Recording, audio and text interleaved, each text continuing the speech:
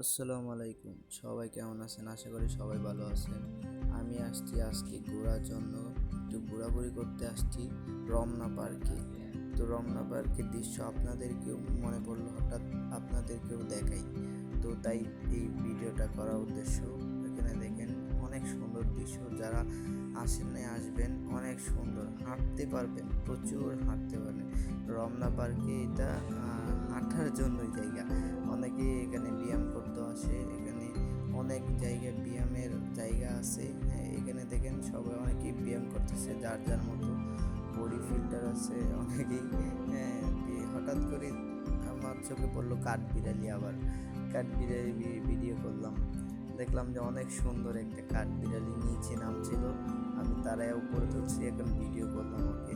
অনেক সুন্দর কাঠবিড়ালিটা, দেখেন আমার দিকে কিভাবে তাকাইছে সে।